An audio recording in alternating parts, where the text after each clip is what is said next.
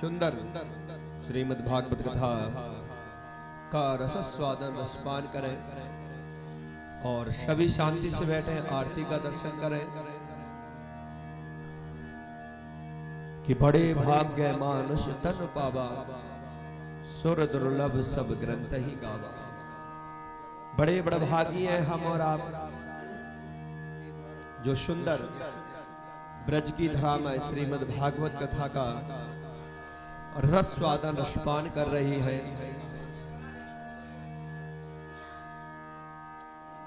कि भाग्योदहेन बहु जन्म समर जतेना सत्संग चमम लभते पुरुषो यदावय। एक जन्म के नहीं जन्मों जन्मांतर के जब पुण्य उदय होते हैं, जब सुंदर श्रीमद् भागवत कथा श्रवण करने का, कथा कराने का एवं सत्संग करने का यह सौभाग्य प्राप्त होता है।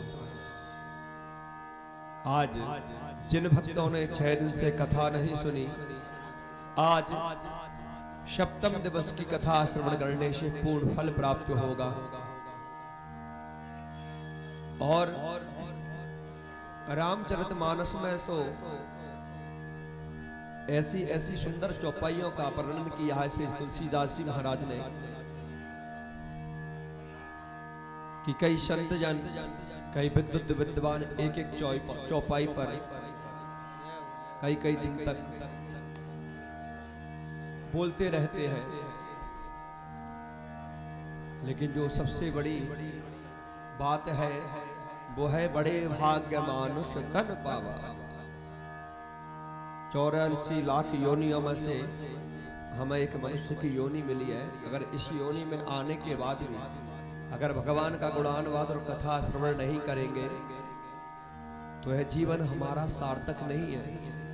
इसलिए शांति से बैठिए, आइए सीधे चलते हैं श्री व्यास जी महाराज जी के चरणों की ओर। सुंदर श्रीमद् भागवत कथा का रसस्वादन रसपान करेंगे। एक बार प्रेम से जयकारा बोली श्री व्यास जी महाराज की जय। श्री सद्गुरुदेव भगवान की, भागवत भगवान की जय। जय जय श्री राधे। परम पूज्य श्रद्धा श्री व्यास जी महाराज।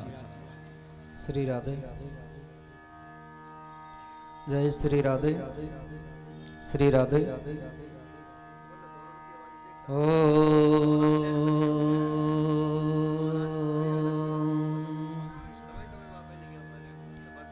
स्वस्ति श्री गणेशाय नमः। स्वस्ति श्री गणेशाय नमः। स्वस्ति श्री गणेशाय नमः। वक्रतुंड महाकाय कोटि सूर्य समप्रभा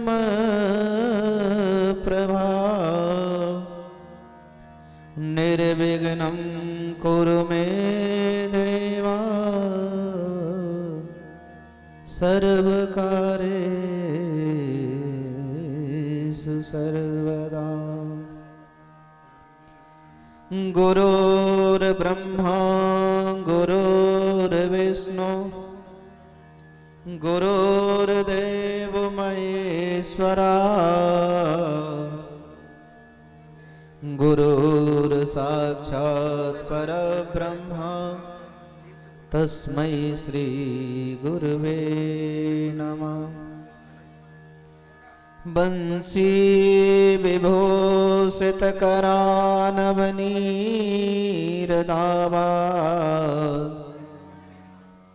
पीताम्बरादरुणबिम्बफलादरोष्टा पूर्णेन्दु सुन्दर मुखादरविन्दुनेत्रात् कृष्णात् परं किमपि तत्त्वमहं न जाने।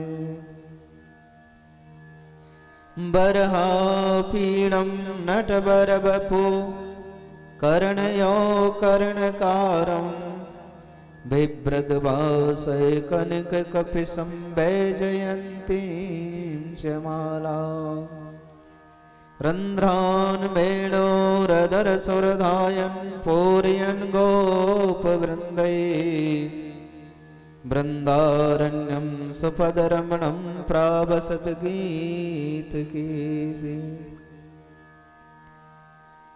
अतुलितबलधामं हेमशैलावदेहं दनुजवनकृशानं ज्ञाननामग्रगण्यं सकलगुणनिधानं वानराणामदेशं रघुपतिप्रियभक्तं वातजातं नमामि। हरे कृष्ण कृष्ण कृष्ण हरे हरे, हरे राम राम राम हरे हरे। मेरी भवबाधा हरो श्री राधा नागर सोर, जातन की जाई पड़े प्रेम हरित दित हो। कि मेरा मन गिरवी धरो श्री मनमोहन जु के पास, प्रेम ब्याज इतनो बड़ो अब ना छूटन की आस। लाख बार हरे हरे कहो एक बार हरिदास, अत प्रसन्न श्री लाडली सदा विपिन को वास। कि जय जय श्री राधा रमण, जय जय नवल किशोर, जय गोपी चित चोर प्रभु, जय जय माखन चोर। बोलिए श्री सद्गुरुदेव भगवान की जय, श्रीमद् भागवत महापुराण की जय, श्री व्यास जी महाराज की जय, श्री राधा कृष्ण भगवान की जय, श्री यमुना महारानी की जय, राधा लवेली सरकार की जय, संत समाज की जय, चैतन्य कुटी धाम की जय, श्री बरसाने धाम की जय, श्री वृंदावन धाम की जय, श्री भक्त और भगवान की जय। जय जय श्री राधे, जय जय श्री राधे, जय जय श्री राधे श्याम। परम मंगलमय परात्पर अखिलेश्वर अकारण करुणालय भक्त वांछत कल्पतरु तड़ुदित विनिंदित पीतांबरधारी श्री बालकृष्ण लाल की वांग्मय प्रतिमूर्ति श्रीमद्भागवत महापुराण है। आज श्रीमद्भागवत कथा का सप्तम दिवस। बड़े ही सौभाग्य की बात है, श्री धाम वृंदावन में इतने आनंद की अनुभूति होती है कि यहाँ समय का पता नहीं चलता है कब निकल गया। इतना समय हो गया, हमें ये भी नहीं लग रहा कि कितना समय हो गया, ऐसा लग रहा है अभी तो आए ही हैं वृंदावन में। ये प्रभु के नाम की महिमा है, भगवान के धाम की महिमा है, भक्तों की महिमा है, संतों की महिमा है। सबकी कृपा हमारे ऊपर बरस रही है और बड़ा सौभाग्य है श्री धाम वृंदावन के कुंभ मेला के पावन अवसर पर संत समागम और हरि कथा चल रही है। संतों का दर्शन हो रहा है, प्रभु की कथा श्रवण करने को मिल रही है, भगवान का प्रसाद पाने के लिए मिलना है। इससे बड़ी और परमात्मा की कृपा क्या चाहते हैं आप? इससे बड़ी और कृपा नहीं हो सकती है। कृपा का तो फिर अपार है, और कृपा पाने के लिए तो हमारे मन में श्रद्धा होनी चाहिए। जितनी हमारी श्रद्धा होगी उतनी कृपा हमें मिलेगी, ये बात सत्य है। धन दारा सुत लक्ष्मी पापी के घर होए। धन दारा सुत लक्ष्मी पापी के घर होए। संत मिलन और हरि कथा तुलसी जग में दुर्लभ दो। संत मिलन और हरि कथा दोनों मिल रही है, ये दोनों ही चीज दुर्लभ हैं संसार में। ये दोनों हमें प्राप्त हो रही हैं, ये ठाकुर जी की कृपा से प्राप्त हो रही हैं। ठाकुर जी का बहुत बहुत धन्यवाद। हमारे हम धन्यवाद तो कर भी नहीं सकते हैं, लेकिन उनके धन्यवाद तो हम कर भी नहीं सकते, इतने हम बड़े भक्त नहीं हैं, लेकिन परमात्मा की विशेष कृपा है। कल की कथा प्रसंग में आपने सुंदर सुंदर लीलाओं को श्रवण किया। श्री सर्वप्रथम रास लीला का प्रसंग, उसके बाद में भगवान का मथुरा गमन, कंसवध, रुक्मिणी मंगल, गोपी विरह आदि कथाओं को श्रवण किया। उसके बाद में आज चलते हैं परमात्मा की कथा की ओर। 2 मिनट बड़े भाव से बड़े प्रेम से भगवत नाम कीर्तन करते हुए कि गोविंद मेरो है, गोपाल मेरो है, गोविंद मेरो है, गोपाल मेरो है, गोविंद मेरो है, गोपाल मेरो है, गोविंद मेरो है, गोपाल मेरो है। श्री बांके बिहारी नंदलाल मेरो है।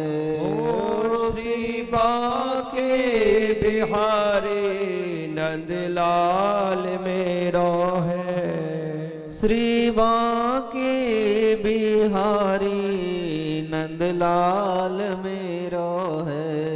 श्री बांके बिहारी नंदलाल मेरो है। गोविंद मेरो है, गोपाल मेरो है, गोविंद मेरो है, गोपाल मेरो है, गोविंद मेरो है, गोपाल मेरो है। श्री बांके बिहारी नंदलाल मेरो है। श्री बांके बिहारी नंदलाल मेरो है।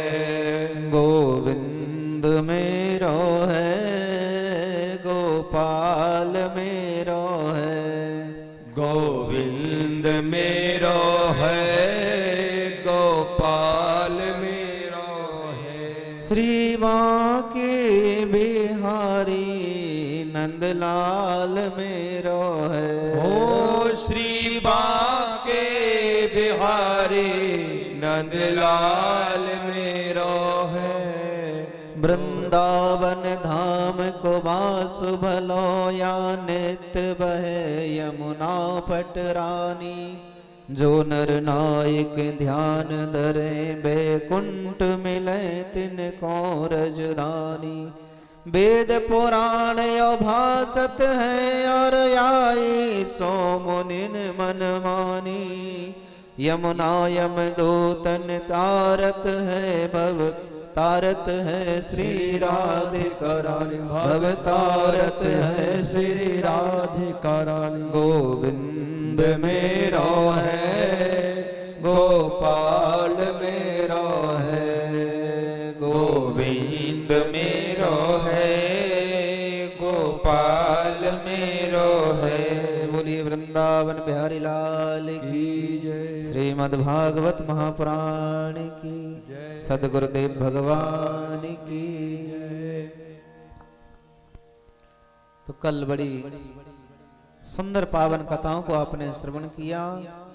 आज के कथा प्रसंग में भगवान के 16,000 एक विवाह तो कल हो गया, 16,107 विवाह के बारे में आपको श्रवण कराएंगे। सुदामा चरित्र,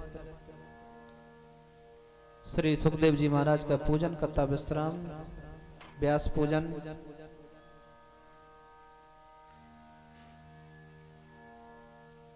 तो रुक्मिणी जी ने भगवान से प्रार्थना करी। देखिए ये रुक्मिणी लक्ष्मी जी का ही रूप है, और लक्ष्मी जी कभी गर्भ से पैदा नहीं होती हैं। मतलब लक्ष्मी जी कभी किसी के गर्भ में नहीं आती हैं। लक्ष्मी जी जब नारायण की भार्या बनी तो समुद्र से उत्पन्न हुई थी, और वही लक्ष्मी जब जानकी जी बनी तो पृथ्वी से उत्पन्न हुई थी, और वही लक्ष्मी आज रुक्मिणी बनी है तो कमल के पुष्प से उत्पन्न हुई। राजा भीष्मक ने प्रण किया था कि मैं अपनी बेटी को बढ़िया सुंदर शिक्षा देने के बाद मैं द्वारकाधीश के साथ में विवाह करूंगा।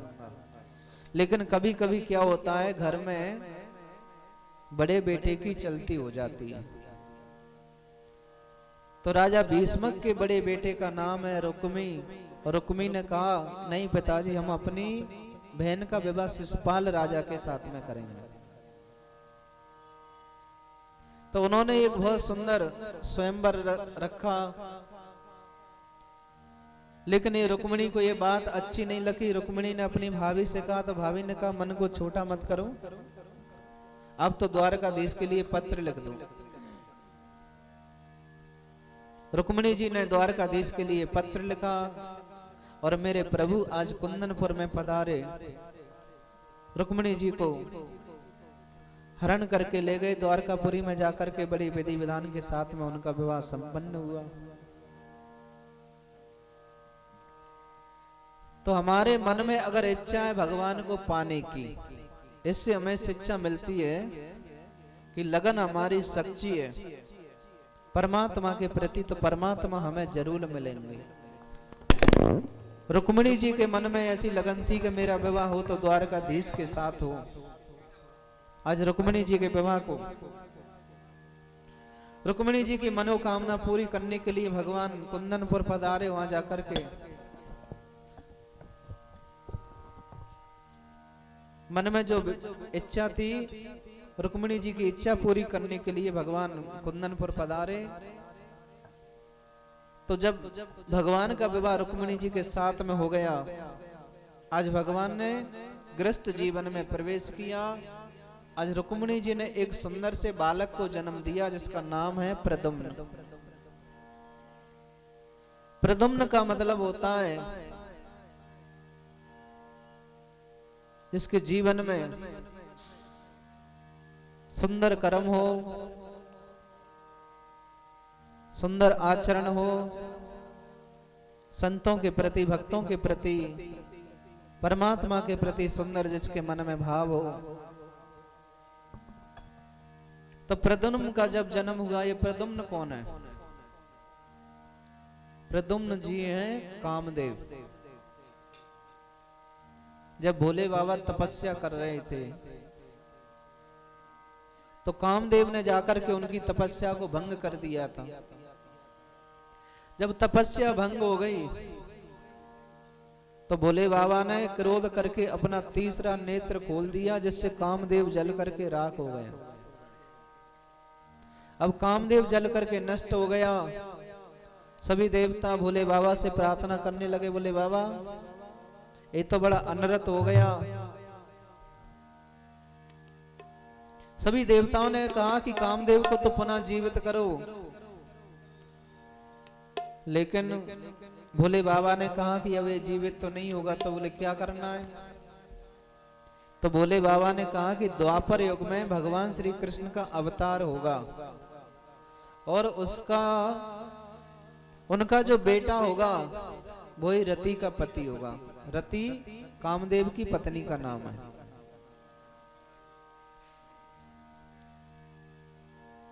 तो आज भगवान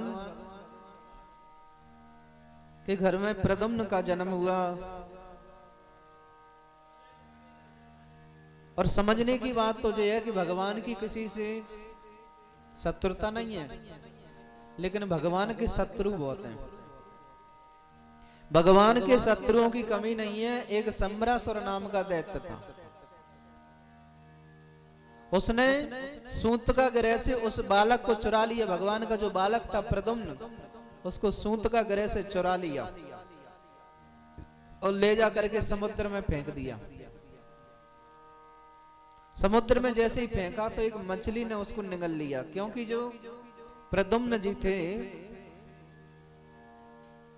तो सम्रासुर इतना बलवान था, उसको कोई और मार नहीं सकता था। प्रद्युम्न के हाथों ही उसकी मृत्यु लिखी थी और उसे पता भी चल गया।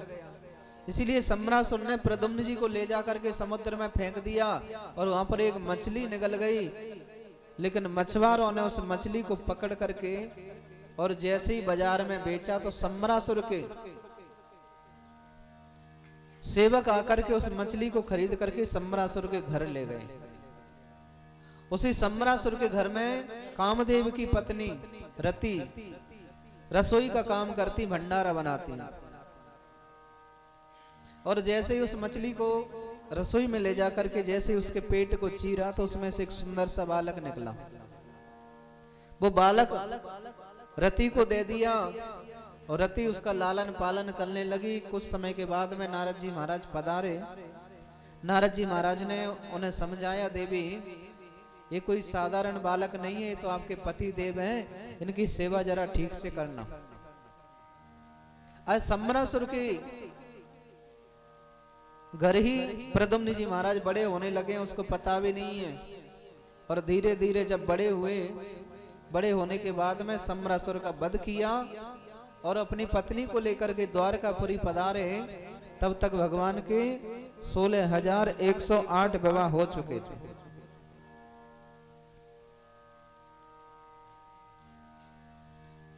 प्रद्युम्न जी वहां आ गए और तब तक 16,108 विवाह हो गए। मेरे कन्हैया के पूरे विवाह हुए 16,108। एक बात कहूं, भगवान के 16,108 विवाह होकर पत्नी है, और ये तो सबके पति हैं। देखिए परमात्मा है ना, परमात्मा तो हम सबके पति हैं, क्योंकि आत्मा तो आत्मा और परमात्मा, आत्मा के पति तो परमात्मा है। भगवान का दूसरा विवाह एक भालू की बेटी के साथ में हुआ। राजा परीक्षित बड़े भाव से कथा श्रवण कर रहे थे। बोले महाराज ये बात मेरी समझ में नहीं आई, भालू की बेटी से और भगवान का विवाह, ये बात मेरी समझ में नहीं आई। सुखदेव जी महाराज कहते हैं, राजन द्वारका में एक राजा आए थे जिनका नाम है सत्राजित। और सत्राजित राजा के पास में एक मणि थी, श्यामंतक मणि। उसका अगर नित्य पूजन किया जाए तो 8 बार सोना देती थी वो। एक दिन में 8 बार सोना। 8 बार सोने का मतलब होता है नित्य प्रतिदिन 2 क्विंटल सोना। ऐसी मणि थी श्यामंतक मणि, राजा सत्राजित के पास में थी। एक दिन राजा सत्राजित उस मणि को अपने गले में धारण करके भगवान की सभा में पहुंचे तो कन्हैया को ऐसा लगा कि आज तो साक्षात सूर्य नारायण भगवान मेरी सभा में आ रहे हैं। और जैसी सभा में आकर के सत्राजित जी बैठे, कन्हैया ने उनसे एक प्रश्न किया। बोले राजन आप घर में कितने व्यक्ति हैं? सत्राजित ने कहा एक मैं, एक मेरा भाई प्रसेन, एक मेरी पत्नी और एक बेटी। भगवान ने कहा इसका मतलब तुम्हारे परिवार में कुल 3.5 व्यक्ति हैं। और ये मणि इतना धन देती है, इसका तुम क्या करते हैं? भगवान ने कहा इसको मेरे खजाने में जमा करवा दो, जिससे जनता का भला होता रहेगा। सत्राजित ने कहा महाराज क्षमा करें, मैं ये मणि नहीं दे सकता। गोविंद ने कहा कोई बात नहीं है, तुम्हारी मणि आप जाने। सत्राजित वहां से चला गया। दूसरे दिन उसका भाई प्रसेन उस मणि को गले में धारण करके शिकार खेलने के लिए गया तो एक शेर ने उसको मार दिया। शेर ने उसको मार दिया। उस मणि को लेकर के शेर जब आगे चलने लगा तो फिर भालू आ गया। भालू ने शेर से युद्ध किया और मणि को छुड़ा लिया, और मणि को छुड़ा करके अपनी गुफा में चले गए। ये भालू कौन है? भालू है जामवंत जी।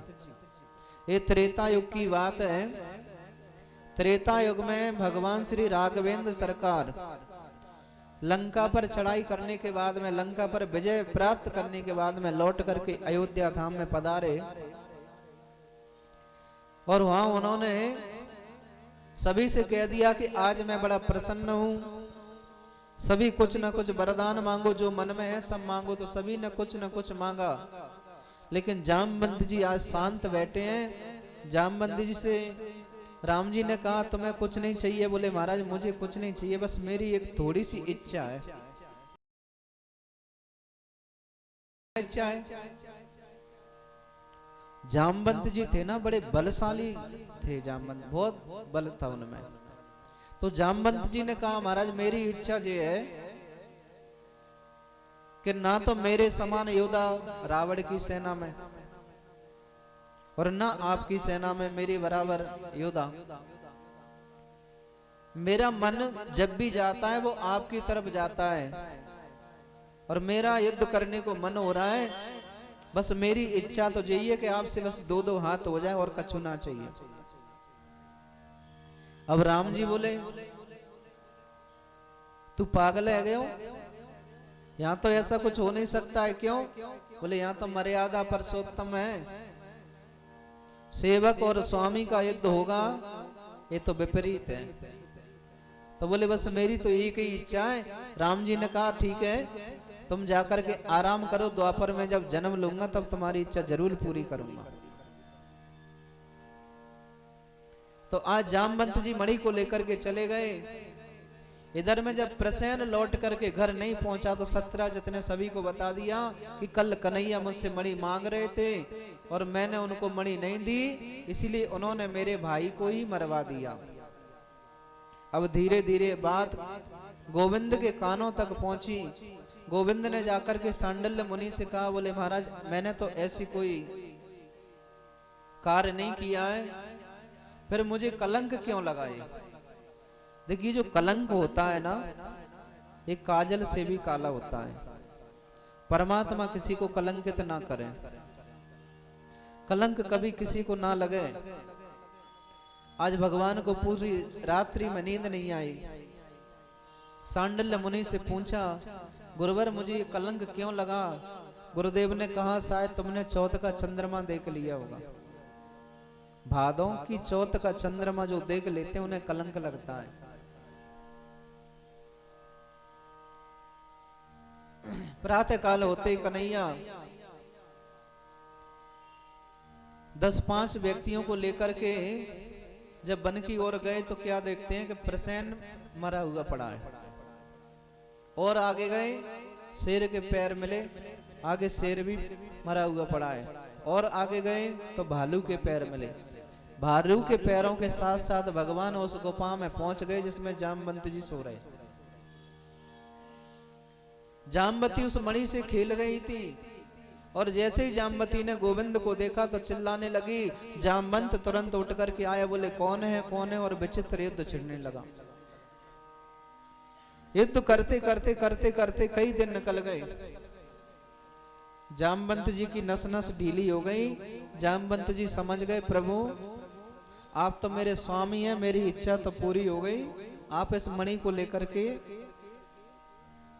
ये मणि को स्वीकार करो। लेकिन जामवंत जी ने कहा महाराज मणि से भी काम नहीं चलेगा, मेरी बेटी को भी आप ले जाओ।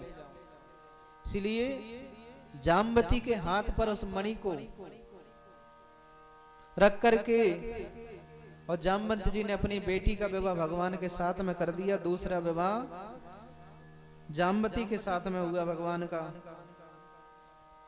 कि अहम देवस्य सविता दुर्हिता पितिमिच्छति विष्णु वरेण्यम वरदम तपा प्रभास्थिता। आज भगवान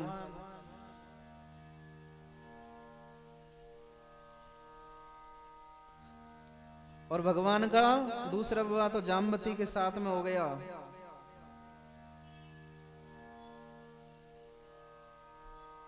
आज भगवान अर्जुन को लेकर के यमुना जी के किनारे घूमने गए थे। तो यमुना जी के किनारे क्या देखते हैं कि एक सुंदर सी स्त्री बैठ करके भजन कर रही है। अर्जुन ने जाकर के पूछा, देवी आप कौन हैं, यहाँ क्यों बैठी हैं? तो उन्होंने कहा कि मेरा नाम है यमुना। यमुना जी का दूसरा नाम है कालिंदी। बोले मेरा नाम है कालिंदी और मैं यहाँ पर बैठ करके भजन कर रही हूँ भगवान को अपना पति रूप में प्राप्त करने के लिए। अर्जुन ने कहा वो तो मेरे साथ में आए हुए हैं। और कन्हैया का हाथ यमुना महारानी के हाथ में दिया। दूसरा विवाह यमुना जी के साथ में भगवान का तीसरा विवाह हो गया।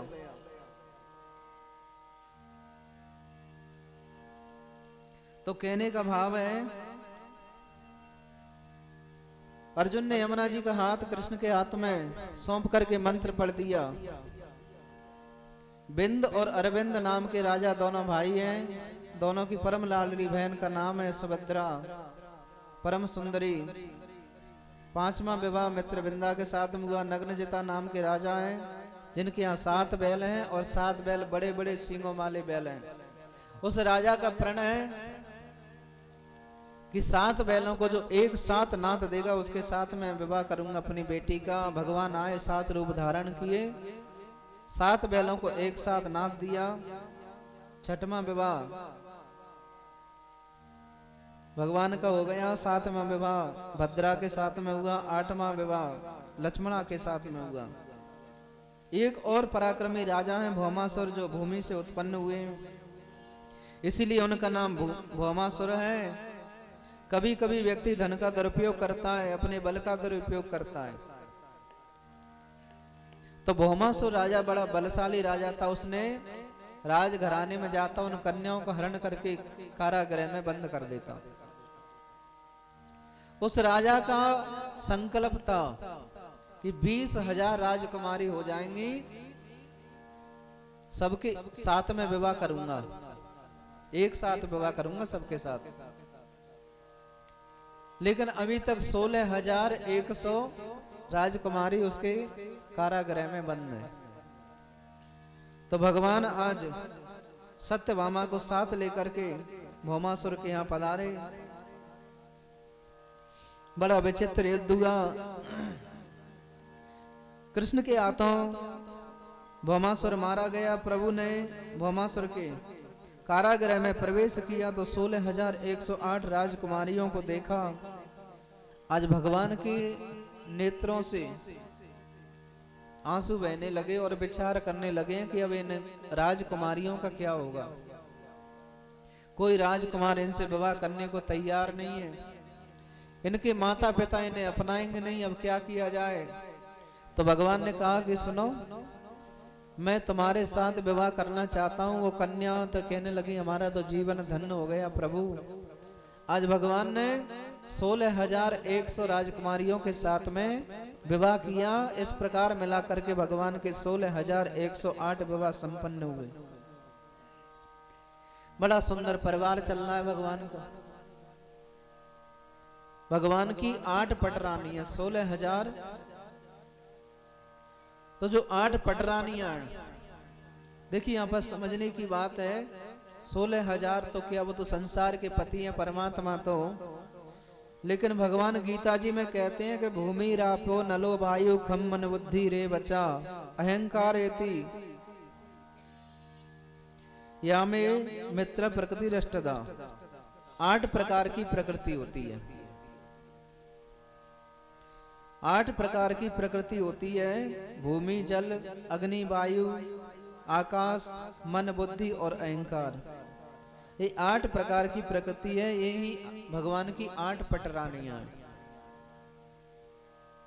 जो प्रकृति के बस में रहता है वो जीव है और प्रकृति उसके बस में रहती है वो ईश्वर है। यही तो भाव है। हम प्रकृति के बस में कुछ कर नहीं सकते। अगर पानी बरसने लगेगा तो बरसने लगेगा, हम कुछ नहीं कर पाएंगे। धूप निकलेगी तो निकलेगी, चाहे आपको गर्मी लगे तो भी निकलेगी। लेकिन जो प्रकृति है वो परमात्मा के बस में है। ऐसे ही तो संत और गृहस्थ के जीवन में भेद होता है। जो संत होते हैं ना, संत का मन हमेशा परमात्मा के चरणों में लगे रहते हैं। संत जी एक जगह नहीं रुकते हैं, कई जगह भ्रमण करते रहते हैं, लेकिन उनका मन एक जगह लगा रहता है। और बोले गृहस्थ शरीर से एक जगह रहते हैं, लेकिन मन उनका इधर उधर घूमता रहता है। भगवान के बड़े पुत्र सुशील हैं। बड़े पुत्र प्रद्युम्न के 2 विवाह हुए, अनिरुद्ध के 2 विवाह हुए। कहने का भाव है भगवान की 16,108 रानियों के यहाँ 16,108 रानियों के यहाँ 10-10 पुत्र हुए थे सबके। आप हिसाब लगा करके बता देना कितने पुत्र हुए थे पूरे भगवान के।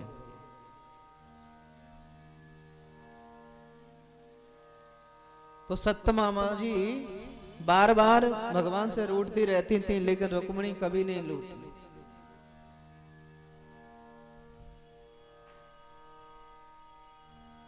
रुक्मिणी जी कभी नहीं रूठी भगवान से। सत्यभामा बार बार रूठती रहती, क्योंकि सत्यभामा जो है ना,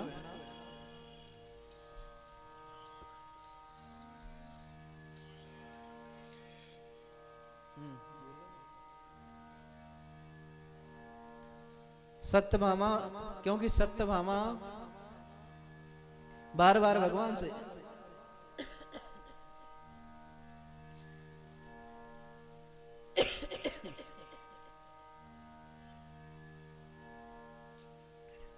श्री राधे। एक दिन कन्हैया, हाँ बंद कर दो उसका।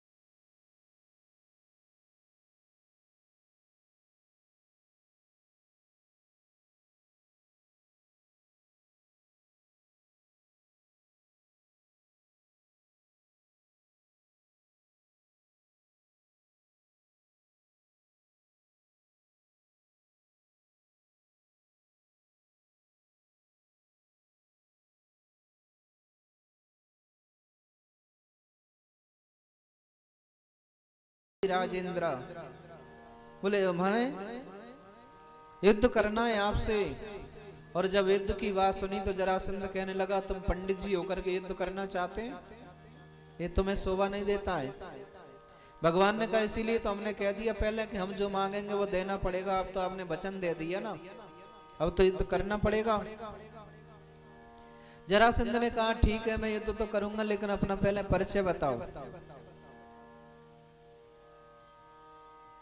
अब इतनी बात कही तो कन्हैया थोड़ा सा हंसने लगे। जब हंसने की आवाज सुनी तो जरासंध समझ गया। जरासंध ने कहा पंडित जी मैंने कहीं देखा है आपको। बोले मैं तो घूमता ही रहता हूं, कहीं देखा होगा आपने। तो बोले अपना परिचय दो। आज जरासंध को परिचय दे रहे हैं। भगवान कह रहे हैं कि मेरी बाईं ओर खड़े इनका नाम अर्जुन है, मेरी दाहिनी ओर खड़े इनका नाम भीमसेन है। तो बोले आप? भगवान ने कहा मैं तो तुम्हारा पुराना शत्रु कृष्ण। अब जरासंध विचार करता है कि अगर मैं कन्हैया से युद्ध करूंगा और इस बार हार गया तो मेरे करे कराए पर पानी फिर जाएगा। अर्जुन भी दुबला पतला, इससे भी युद्ध नहीं कर सकता। जरासंध ने कहा सुनो तुमसे तो मैं युद्ध कर नहीं सकता। बोले क्यों? बोले तुमको तो मैं युद्ध में हरा चुका हूं। भगवान कहते हैं कि मैंने इसको 17 बार हरा दिया तब तो कोई बात नहीं है, और इसने एक बार हरा दिया वो तो दूसरे कारणवश मैं रण को छोड़ करके भागना पड़ा। अर्जुन तो दुबला पतला है, मैं युद्ध कर नहीं सकता हूं, लेकिन भीमसेन से युद्ध कर सकता हूं। आज भीमसेन से जरासंध ने युद्ध किया। कई दिन हो गए युद्ध करते करते, दोनों साथ में विश्राम करते फिर युद्ध करते। भीमसेन बेचारा परेशान हो गया, उसकी नस नस ढीली हो गई।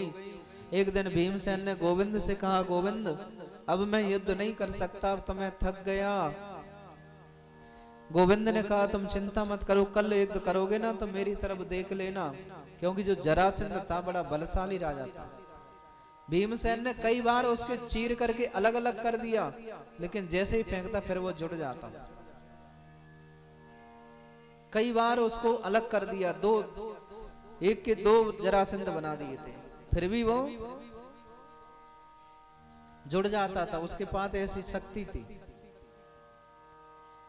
आज कन्हैया ने कहा कि युद्ध करते समय मेरी तरफ देख लेना, और जैसे ही भीमसेन ने युद्ध किया, जरासंध के पैर पर पैर रख करके उसको चीर दिया, और उस समय उसने उल्टा डाल दिया। अब सीधे के सीधे डालते तो फिर जुड़ जाता, तो लेकिन उसको उल्टा डाल दिया। इस तरह से जरासंध की मृत्यु हो गई। बोली वृंदावन बिहारी लाल की जय। आज जरासंध के खजाने से बहुत सा धन, सोना चांदी, जरासंध का जो मुकुट था उसको लेकर के पांडव अपनी इंद्रप्रस्थ पहुंचे। इंद्रप्रस्थ कहते हैं दिल्ली को, जो दिल्ली का नाम पहले इंद्रप्रस्थ था। ये पांडवों की राजधानी थी दिल्ली, और एक हस्तिनापुर। वहां जाकर के राजसूय यज्ञ किया, तो उस यज्ञ में एक शंख रख दिया था। बोले जब यज्ञ पूरा हो जाएगा तो शंख अपने आप बजने लगेगा। अब यज्ञ प्रारंभ हुआ। देखो यज्ञ जो होता है ना, यज्ञ में सभी को कुछ ना कुछ काम करना चाहिए, तभी यज्ञ सफल होता है। एक व्यक्ति दो व्यक्ति के काम से यज्ञ कभी सफल नहीं होता है। सबको मिलकर के काम करें तो ही यज्ञ संपन्न होता है। तो सभी ने कुछ ना कुछ काम ले लिया, और काम ऐसा लिया था। भीमसेन से कहा तुम्हें क्या काम चाहिए? बोले मैं तो भंडारे का काम करूंगा। जो खाने वाले होते हैं उनका ध्यान भंडारे की तरफ ज्यादा रहता है। द्रौपदी से कहा तुम्हें क्या चाहिए? बोले मैं परोसने का काम करूंगा। भोजन परोसना अच्छे अच्छे की बस की बात नहीं है, भोजन परोसना एक कला होती है। सभी ने कुछ न कुछ काम ले लिया, लेकिन भगवान ने कहा कि मैं भी तो कुछ न कुछ काम करूंगा। तो भगवान ने क्या किया? जो यज्ञ में अतिथि पधार रहे थे, संत जन भक्त जन, भगवान अपने हाथों से उनके चरणों को धुलाते, अपने पीतांबर से पहुंच करके यथास्थान पहुंचाते हैं। सभी ने अलग अलग काम ले लिया। यज्ञ चल रहा है, और यज्ञ जब धर्मराज का काम था उसमें दुर्योधन भी आया था। दुर्योधन को काम दे दिया खजाने का। दुर्योधन को खजाने का काम क्यों दिया? क्योंकि वो पांडवों से जलता था, तो उसको काम खजाने का दे दिया। विचार किया कि यज्ञ में जितना लौटाएगा उतना बढ़ेगा। यज्ञ में जो दान पुण्य करते हैं वो कम नहीं होता है। जो कर्ण था, कर्ण के हाथ में ऐसी रेखा थी कि जितना दान करते हैं उतना बढ़ता रहता था। तो दुर्योधन जब पांडवों के महल में पहुंचा, वो पांडवों का महल बड़ा विचित्र बना हुआ था। जहां दरवाजा है वहां पर दीवाल दिखाई देती थी, जहां दीवाल है वहां पर दरवाजा दिखाई देता था। दुर्योधन जाकर के उस महल में जैसे ही प्रवेश करने लगा, उसने सोचा कि सामने दरवाजा, वहां तो दीवाल थी, धड़ाम से सिर लगा उसका। द्रौपदी छज्जे पर बैठी थी, हंसने लगी। बोले अंधे के तो अंधे ही होते हैं। बस यही कारण था पूरे महाभारत का। पूरे महाभारत का यही कारण था। द्रौपदी ने कह दिया कि अंधे के तो अंधे होते हैं। ये बात दुर्योधन को इतनी बुरी लगी, उसने कहा कि मैं इस शब्द का बदला जरूर लेकर के मानूंगा। बस इसी कारण से पूरा महाभारत हुआ था, और कोई कारण ही नहीं था। यज्ञ संपन्न हुआ, सब कुछ हो गया, हवन पूजन, लेकिन वो शंख नहीं बजा। जब शंख नहीं बजा तो पांडवों ने बैठ करके विचार किया, बोले यज्ञ संपन्न हो गया लेकिन अभी तक शंख नहीं बजा। तो कन्हैया ने कहा कि देखो शायद कोई भूखा बैठा है हमारे यहाँ।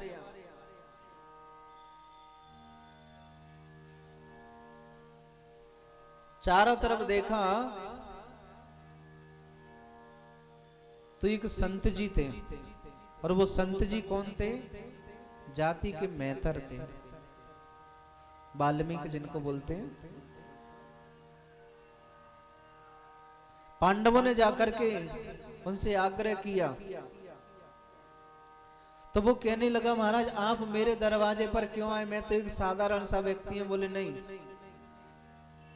भगवान पांडव उनको लेकर के गए और ले जाकर के जैसे ही उनको भोजन कराया तब शंख अपने आप बजने लगा। तो ये यज्ञ होती है, यज्ञ में हर किसी को जितना हो सामर्थ्य के अनुसार सेवा पूजा करनी चाहिए।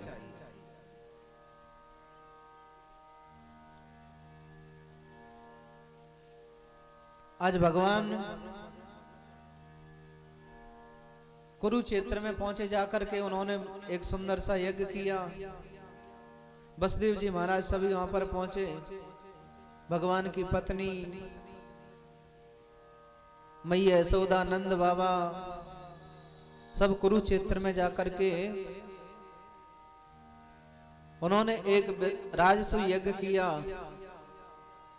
और मैया यशोदा जब वहां पर पहुंची और उनको पता चला है कि मेरे गोविंद आया है, मेरा कन्हैया आया है, तो आज मैया कन्हैया की बात सुनकर के मैया सबसे एक ही बात कह रही है, मैया यशोदा के मेरा लाला कहाँ है, मेरा कन्हैया कहाँ है। ढूंढती हुई घूम रही है। और जिस भगवान जिस पांडाल में जिस कमरे में सो रहे थे, मैया यशोदा वहां से आवाज लगाती जा रही है, मेरा लाला कहाँ है, मेरा कन्हैया कहाँ है। और जैसे ही आवाज लगाते लगाते कन्हैया के कानों तक आवाज पहुंची, कन्हैया तुरंत उठ करके बाहर आए, मैया यशोदा के चरणों में प्रणाम किया। आज मैया लाला को निहार रही है। मैया आज धन्य हो गई गोविंद का दर्शन करके। आज मेरा लाला कितना बड़ा हो गया हो, कितनी सुंदर बात। बढ़िया सुंदर यज्ञ चल रहा है। उस यज्ञ में द्रौपदी सभी वहां पर पहुंचे। श्याम सुंदर की पत्नियों ने कन्हैया से कहा कि हमने सुना है कि यहाँ पर तो राधा रानी भी आई है। बोले हाँ। तो बोले हम दर्शन करना चाहते हैं। कन्हैया ने कहा सुनो, दर्शन करने तो जाना लेकिन खाली हाथ नहीं जाना। बोले जब खाली हाथ नहीं जाएंगे तो यहाँ कुछ तो व्यवस्था है नहीं। तो क्या था, जो दूध का बर्तन था उसमें दूध उबल रहा था चूल्हे पर। तो गरम गरम दूध लोटे में भर लिया और लोटे में दूध भर करके राधा रानी के पास जा रही है। भगवान की जो पत्नी थी वो सभी राधा रानी के पास उनसे मिलने के लिए जा रही हैं। राधा रानी एक पांडाल में जो बना हुआ है रूम, उसमें विश्राम कर रही हैं। उनकी सखियां दरवाजे पर खड़ी, और राधा रानी की सखियां भी इतनी सुंदर हैं, ललिता, विशाखा आदि। तो भगवान की पत्नियों ने जैसे ही उसमें प्रवेश किया तो सामने राधा रानी की सखियां खड़ी थी, ललिता और विशाखा। भगवान की पत्नियों ने तो विचार किया कि यही राधा रानी है, तो उन्हीं को प्रणाम करने लगी। उन्होंने कहा हम राधा रानी नहीं है, राधा रानी तो अंदर बैठी है। तो 7 दरवाजे पार करके जैसे ही अंदर गई तो राधा रानी एकदम शांत बैठी हुई थी। ना कोई बनावट है ना कोई कुछ। यहाँ पर समझने की बात यह है कि जब द्रौपदी भगवान की पत्नियों से मिली तो द्रौपदी ने कहा कि तुम्हारा विवाह कैसे हुआ। और भगवान की पत्नी कहने लगी हमारा विवाह तो ऐसे हुआ था, इतना झगड़ा हुआ था, इतनी सेना आई थी। लेकिन राधा रानी के पास में जब भगवान की पत्नी गई वहां पर कोई वार्तालाप नहीं हुई। राधा रानी ने उनको बिठाया, बस एक ही बात हुई कि तुम्हारा भजन पूजन कैसे चल रहा है, पूजा पाठ सब ठीक चल रहा है क्या। भगवान की पत्नियों ने कहा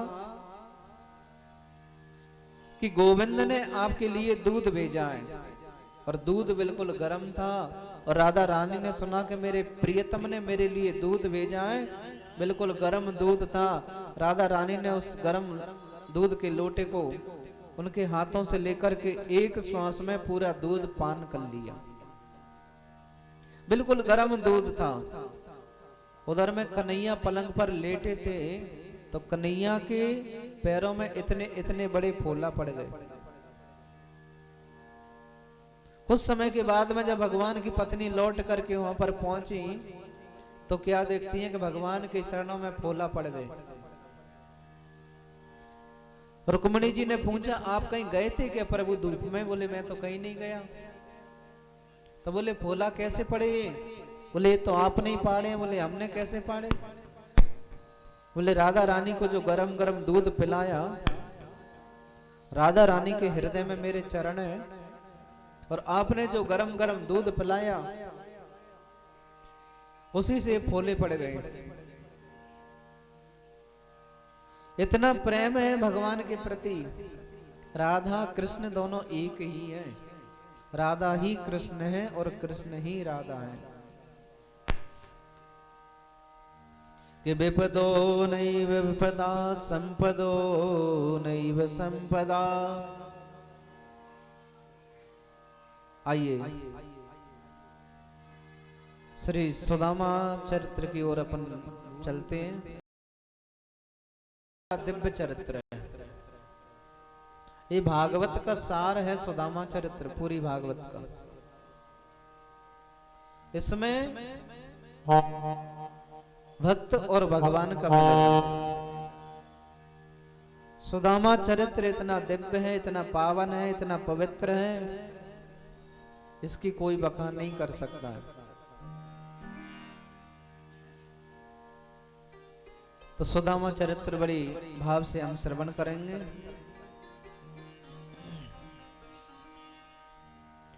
कि विप्र सुदामा बसत हैं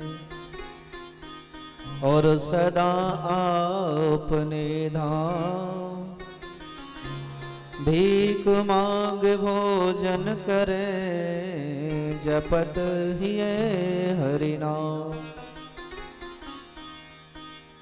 विप्र सुदामा बसत हैं सदा आपने धाम। सुदामा जी महाराज कहाँ निवास करते हैं? सुदामापुरी में।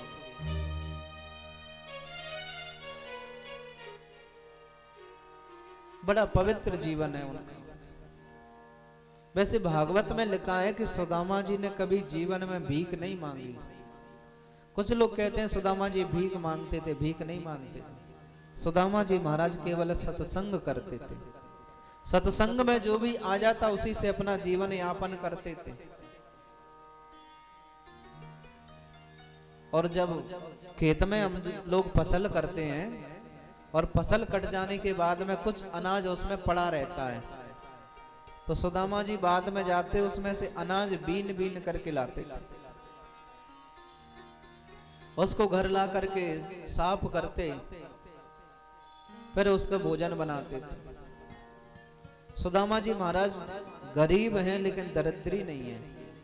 दरिद्री हम किसी पैसे वाले को कह सकते हैं।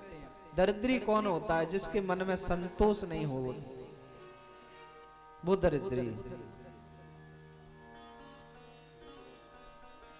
तो सुदामा जी महाराज दरिद्री नहीं है, केवल गरीब हैं। और मन में बड़ी प्रसन्नता रहती है सुदामा जी। ऐसे नहीं है कि धन नहीं है तो परेशान हो, ऐसा कुछ नहीं। सुदामा जी महाराज तो कहते हैं कि अमीर की वो अमीरी क्या जिसका दिल फकीर ना हो, और फकीर की वो फकीरी क्या जिसका दिल अमीर ना हो। दिल से बड़े अमीर हैं सुदामा जी महाराज। कि विप्र सुदामा बसत हैं सदा आपने धाम। भीख मांग भोजन करे जपत ही हरि नाम। एक सुंदर सी उनकी पत्नी है जिनका नाम है सुशीला। उनके यहाँ 4 बेटे हैं, लेकिन उनके यहाँ गरीबी बहुत है। अगर प्रातः भोजन कर लिया तो शाम के भोजन की व्यवस्था नहीं हो पाती। किसी किसी दिन एक ही टाइम भोजन करना पड़ता है, किसी दिन भूखा भी रहना पड़ता है, किसी दिन एक भी बार भोजन नहीं मिल पाता, ऐसी स्थिति। लेकिन फिर भी सुदामा जी महाराज अपने जीवन में बड़े आनंदित रहते हैं, बड़े प्रसन्न मुद्रा में रहते हैं। आज सुदामा जी महाराज अपनी संध्या वंदन नित्य कर्म से निवृत्त होकर के बैठे हैं। एक दिन सुशीला से कहा कि सुशीला जी, एक हमारे मित्र हैं और उनका नाम है कृष्ण। आज वो द्वारका के राजा बन गए और हम अपनी सुदामापुरी के राजा हैं। हम अपनी सुदामापुरी के राजा हैं। कुछ समय ऐसे ही निकल गया, जब और ज्यादा स्थिति और सुदामा जी के यहाँ गरीबी का निवास हुआ, इतनी गरीबी हो गई, सुदामा जी के यहाँ एक भी साबत बर्तन नहीं था। सुदामा जी की जो झोंपड़ी थी रहने की, और बरसात का पानी आता था पूरा अंदर ही चला जाता था। लेकिन सुदामा जी महाराज तो सुदामा जी महाराज हैं। आज सुदामा जी महाराज सत्संग करते हैं और अपने जीवन को यापन करते हैं। धीरे धीरे समय निकलता गया। जब देखिए, पिता भूखा रह सकता है, मां भूखी रह सकती है, लेकिन माता पिता के सामने अगर बेटा बेटी भूखे हैं तो वो उनसे रहा नहीं जाता। आज सुदामा जी महाराज बैठे हैं। आज सुशीला जी ने कहा, सुनो, आपको पता है कि मेरे बेटों को भरपेट भोजन नहीं मिल पा रहा, और आप तो कह रहे थे कि तुम्हारा एक मित्र है सुदामा जी से कहने लगी कि तुम्हारे मित्र द्वारकापुरी में रहते हैं, वो तो बड़े धनवान हैं, तो आप उनके पास क्यों नहीं जाते हैं? एक बार उनके पास चले जाओ तो वो हमें इतना धन दे देंगे, फिर हमारा जीवन आनंद पूर्वक निकल जाएगा। सुदामा जी महाराज की आंखों से आंसू बहने लगे और कहते हैं, देवी, मित्र से मिलने के लिए मेरी इच्छा तो बहुत हो रही है और मैं जाना भी चाहता हूं, लेकिन आपने जो प्रश्न किया है, अब मैं कभी द्वारका नहीं जाऊंगा। बोले क्यों? बोले आपने कहा कि वहां से जाकर के धन लेकर के आ जाओ। अगर धन की इच्छा से मैं गया तो मेरा मित्र क्या सोचेगा कि वैसे तो आया नहीं है, आज इसको पैसे की जरूरत पड़ गई तो मित्र बना करके मुझसे मिलने आ गया, मैं कभी नहीं जाऊंगा उनके पास। अब सुशीला जी मन में विचार करती हैं कि वास्तव में अगर इनसे कहूंगी तो ये जाएंगे नहीं। सुशीला जी ने कहा कि कोई बात नहीं है, अब धन मत मांगना, कम से कम दर्शन तो करे आओ, अपने मित्र से मिलकर तो आओ। सुशीला जी ने जब ज्यादा आग्रह किया, अब यहां पर एक समझने की बात है, ये सुशीला कौन है? ये सुशीला है हमारी बुद्धि, और सुदामा कौन है? सुदामा है हमारा मन। तो बुद्धि रूपी सुशीला मन रूपी सुदामा को भगवान से मिलने की प्रेरणा दे रही है। सुदामा जी महाराज आज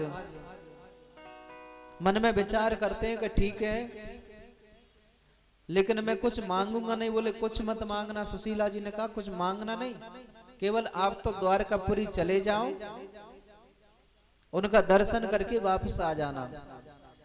आज सुशीला जी अपने पड़ोस में 4-5 घर गई और थोड़े थोड़े से चावल लेकर के आई। उनको एक वस्त्र में बांधा तो वो वस्त्र भी एक विलासित साबित नहीं था। सुदामा जी के पास पहनने के लिए वस्त्र नहीं थे, फटे पुराने वस्त्रों को ही धारण करते थे। बिल्कुल दुबले पतले थे, एक एक हड्डी चमक रही है, पैरों की विवाही फट रही हैं। एक विलास्त कपड़ा भी साबित नहीं है। सुशीला जी ने एक कपड़े में चावलों को बांधने लगी तो विचार करती हैं कि ये तो हमारे स्वामी जी कुछ मांगेंगे नहीं।